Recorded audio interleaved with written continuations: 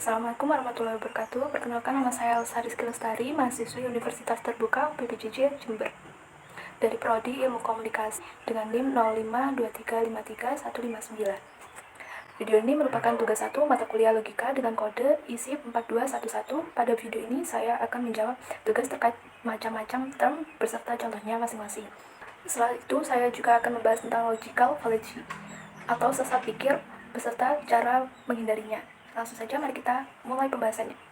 Term yang pertama adalah term universal. Term ini yang menunjukkan pada seluruh anggota dari suatu golongan atau kelompok tanpa terkecuali.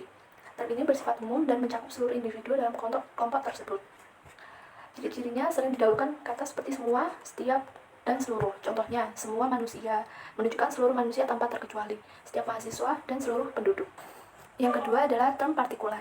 Term ini menunjukkan hanya pada bagian dari seluruh anggota suatu kelompok. Term ini tidak mencakup keseluruhan, melainkan hanya sebagian, seringkali tidak tegas, menunjukkan pada individu tertentu. Ciri-cirinya biasanya didahului kata seperti beberapa, sebagian, dan kebanyakan. Contohnya, beberapa mahasiswa menunjukkan sebagian mahasiswa, bukan semuanya. Kedua, sebagian karyawan, dan beberapa dosen. Yang ketiga adalah term singular, adalah term yang menunjukkan secara tegas pada satu individu, benda, atau objek tertentu. Term ini hanya berlaku untuk satu entitas yang spesifik dan tidak bisa digenerasikan ke yang lain. Ciri-cirinya sering menggunakan nama diri atau penunjukan khusus seperti ini, itu. Contohnya, buku ini dan pohon itu, atau Soekarno hanya menunjukkan nama Presiden pertama Republik Indonesia. Selanjutnya, kita akan membahas tentang bentuk-bentuk sesat pikir atau logical fallacy. Berikut beberapa bentuk beserta contohnya. Yang pertama adalah ad hominem, bersifat menyerang lawan, bukan membalas argumennya. Contohnya, kamu tidak pantas bicara soal lingkungan karena kamu sendiri suka buang sampah sembarangan. Padahal seharusnya yang dibahas adalah argumennya, bukan pribadinya sendiri. Yang kedua adalah strawman fallacy, mengubah argumen lawan agar mudah diserang. Contohnya, seseorang mengkritik pembangunan infrastruktur yang berlebihan karena merusak lingkungan. Lalu lawannya menyimpulkan jika kamu tidak suka dengan pemerintahan sekarang.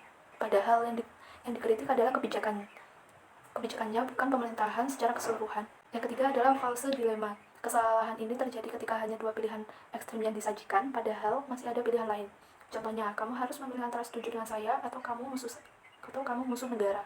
Agar tidak terjebak dari logical fallacy, yang dapat dilakukan adalah: pertama, selalu pertanyakan asumsi, evaluasi publik, dan analisis argumen secara cermat. Jangan menerima informasi begitu saja. Kedua, saat diskusi, tetaplah fokus pada substansi argumen dan hindari menyerang karakter lawan bicara.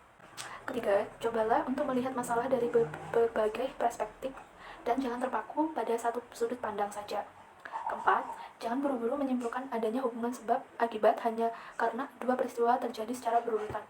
Perhatikan juga hubungan sebab dan akibatnya.